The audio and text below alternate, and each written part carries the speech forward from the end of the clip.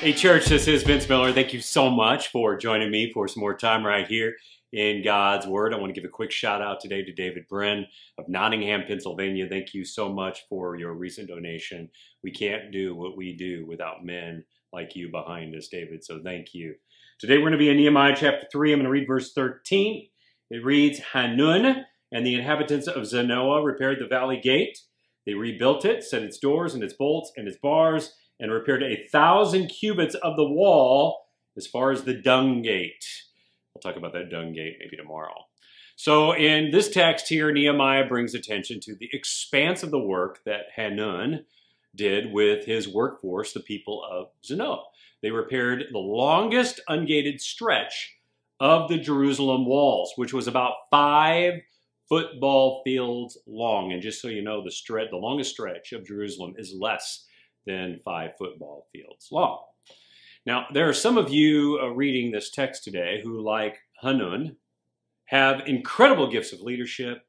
You're able to lead teams of people, and you have a lot more resources than others do. And guess what?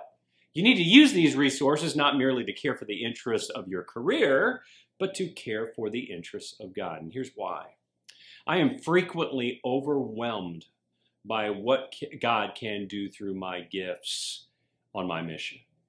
But when I find ways to use my gifts in God's mission, with God's people, His way, I see outputs that only God can produce. Suddenly my gifts are less centered on me and my outcomes and then recentered on God and His people and His outcomes. When this happens, I get this quick peek behind the divine veil.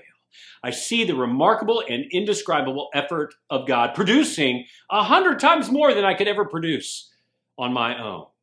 So if you have greater gifts with greater manpower behind you and you're a believer, I want you to turn your focus from yourself toward the mission and the people of God. Try it and see if God won't use you to do something greater and more significant than you've ever seen. I mean, something maybe like 5 football fields in length that leaves an impact on the world forever. I love you guys. I pray this has blessed you. If it has, share it with someone else. And I'll see you right back here again.